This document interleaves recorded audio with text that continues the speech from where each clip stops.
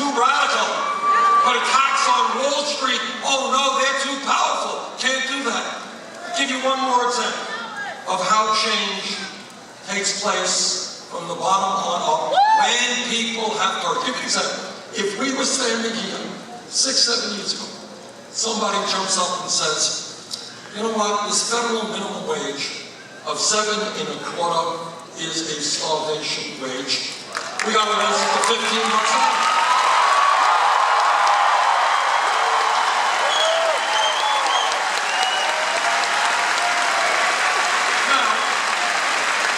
Somebody said that 7 or 8 years ago, but people knew it said $15 an hour. Are you crazy? I mean, you're talking about doubling minimum wage. It's just too crazy an idea. It's too bold an idea. But then what happened is that all over this country, fast food workers went out on strike. And I'd be pleased and honored to march with them.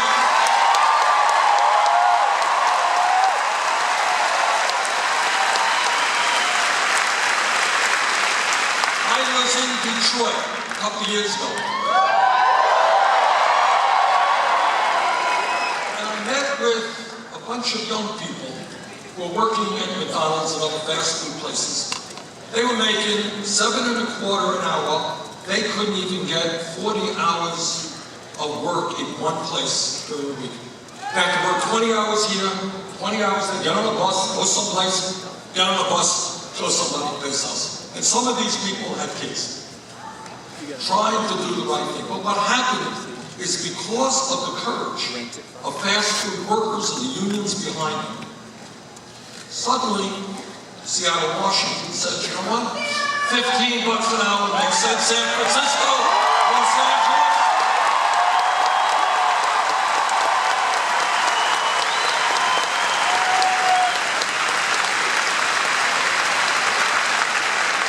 And I am proud to support that movement. $15 an hour plus union representation.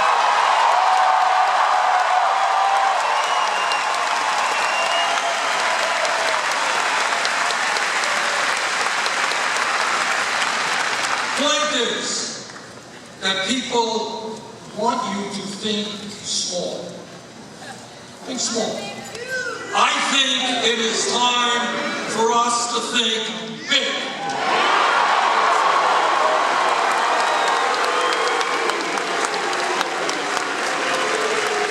All right, you can think huge.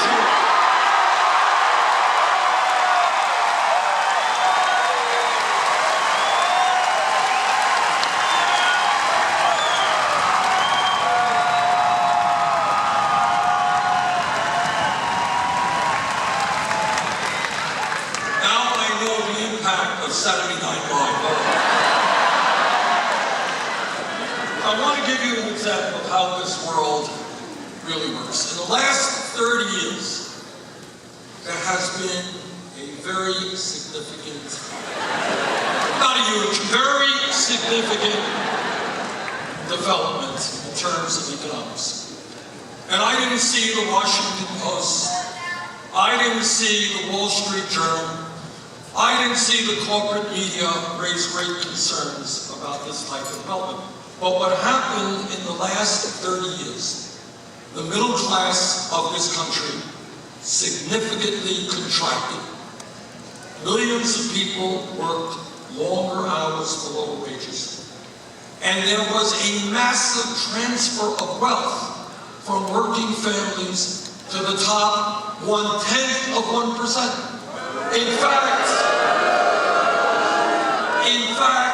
turns out that in the last 30 years, the top 1/10 of 1% saw a doubling of the wealth, percentage of wealth in this country that they own. Middle class becomes poorer, very, very wealthy become wealthier. Where was the outrage from the establishment, from the corporate media?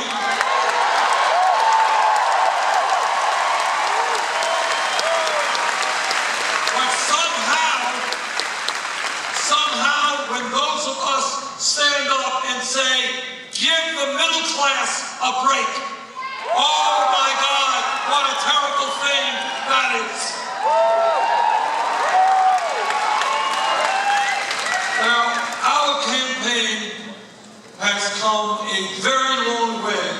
in the last 9 months.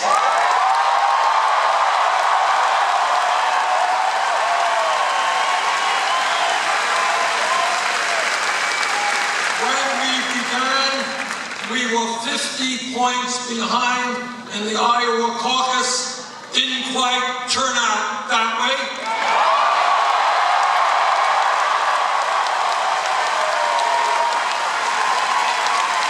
When we began, we were 30 points down.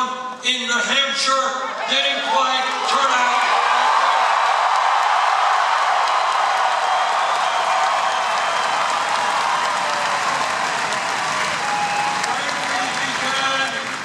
Way down in Michigan, it ain't gonna turn out that way.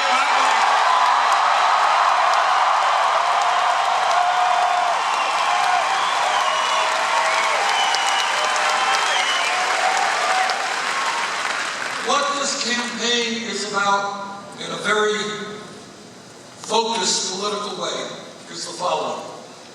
We do well and will always do well when turnout is large.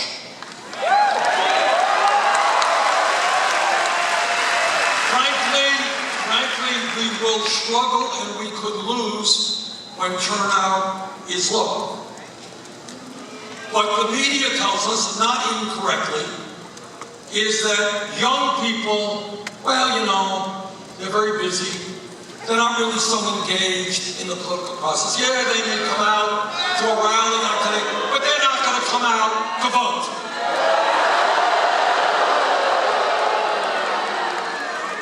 Your job is to tell them that you understand you are the future of this country.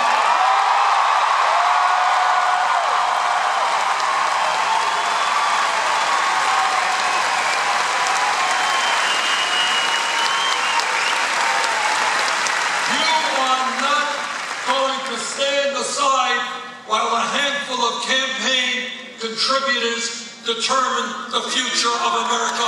You will be.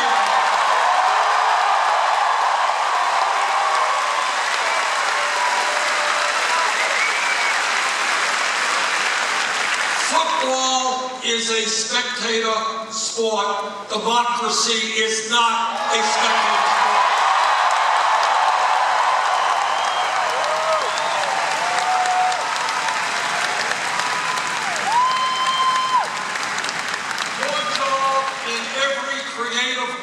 That you can think of is to determine and make certain that every American is actively involved in shaping the future of our country, not just the 1%.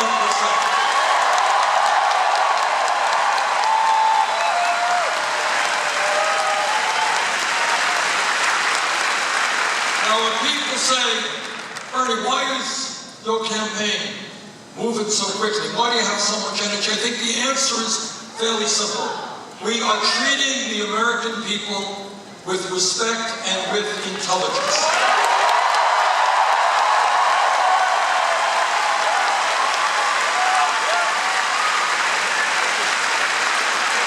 We are laying the real issues out on the table because as a nation, we cannot go forward unless we have the courage to look our problems straight in the face and then come up with real solutions.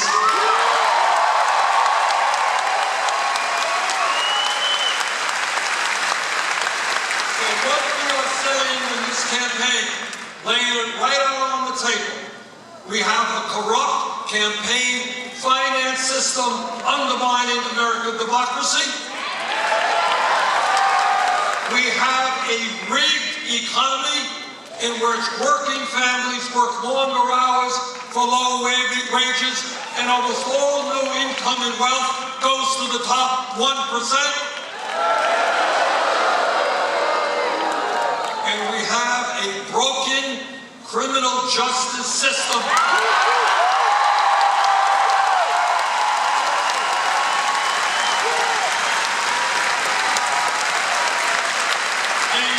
Unbelievably, in our great country, we have more people in jail than any other country on earth.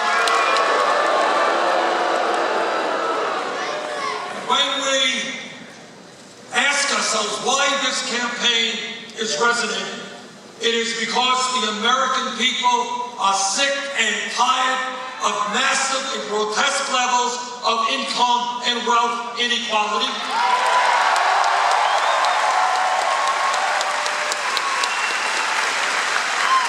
Every person in this country understands that it is not acceptable that the top 1/10 of 1% now owns almost as much wealth as the bottom 90%.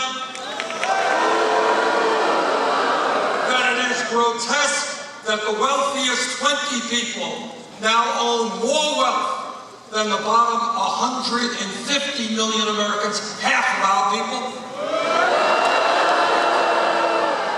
That one family, the Walton family of Walmart, one family in America in 2016 now owns more wealth than the bottom 40%.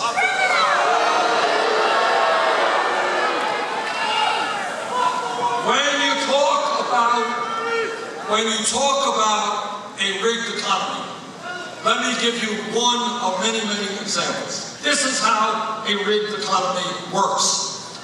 Walton family, wealthiest family in America.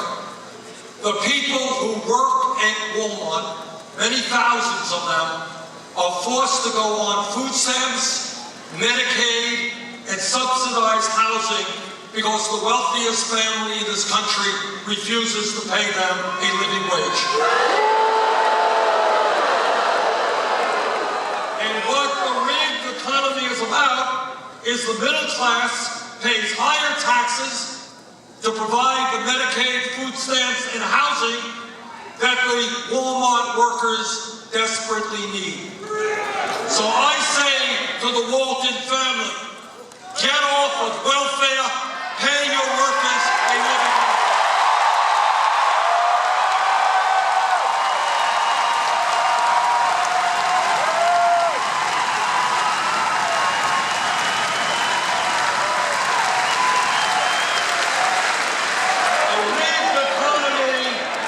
A rigged economy is when a shrinking middle class subsidizes the wealthiest family in this country. That will end if I'm elected president.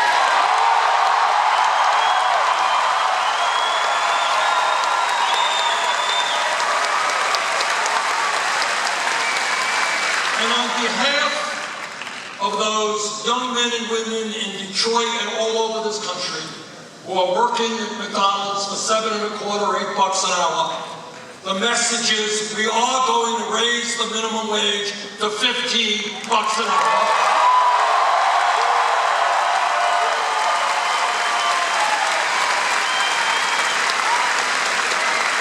And I hope that every man in this room will stand with the women for pay equity for women workers.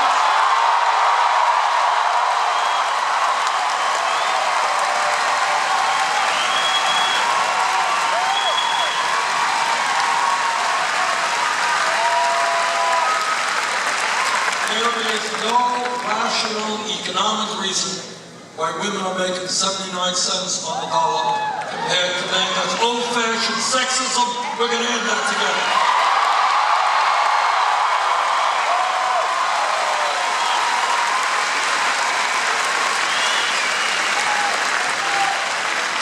When we talk about the economy, every month the federal government issues a number of reports on unemployment. Officially, unemployment in America is 5%. It ain't. Real unemployment, including those who have given up looking for work and those who are working part-time when they want to work full-time, is close to 10%. And here's something we don't discuss, well, media never covers it. And that is the issue and the tragedy of youth unemployment in this country.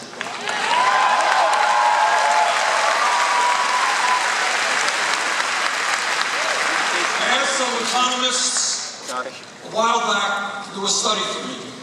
Question, what is real youth unemployment for high school graduates, not dropouts, between 17 years of age Answer, kids are white, 33%. Kids are Latino, 36%. Kids are African American, 51%.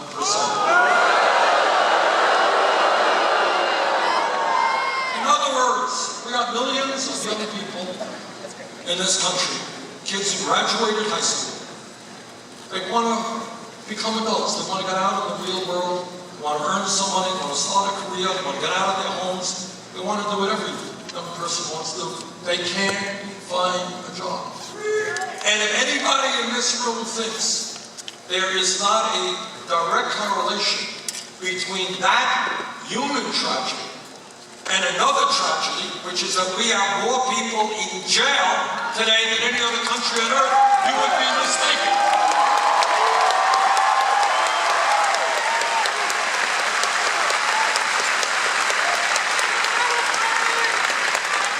You guys ready for a radical idea?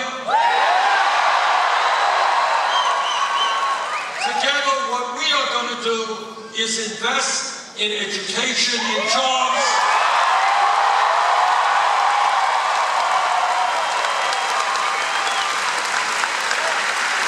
not jails and incarceration.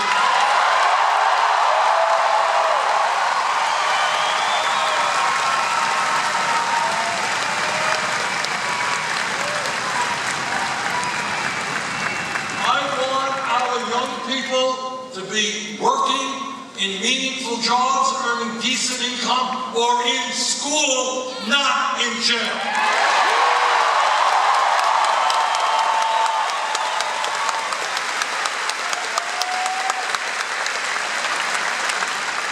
Now, we're in a political season and you got Republican candidates running all over the country. And they are very deeply concerned about family values. And I trust that every person in this room knows what Republicans mean when they talk about family values. And what they are saying, and it's important to say this over and over again, because I want every American to understand, what Republicans are talking about is that no woman in this room, in this state, in this country, according to Republican ideology, has the right to control her own body. I disagree.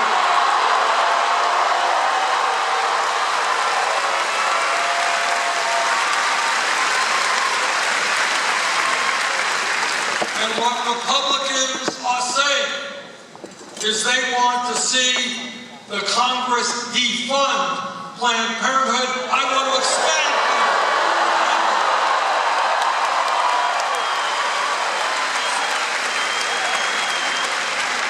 what Republican family values are about are telling our LGBT brothers and sisters they do not have the right to be married. I disagree.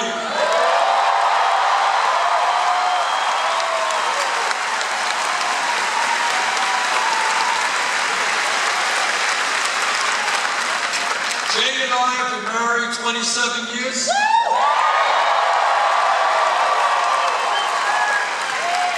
We believe in family values, but not Republican family values. When I talk about family values, I want everybody here to ask yourselves a very simple question. How does it happen that every major country on earth, how does it happen that virtually every impoverished country on earth has passed legislation guaranteeing paid family and medical leave, except the United States?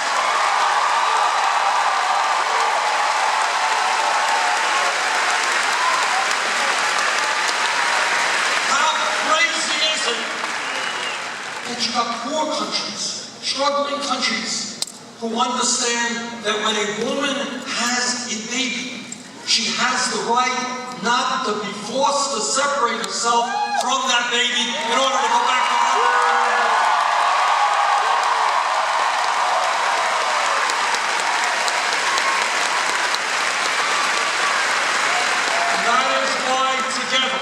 we will join the rest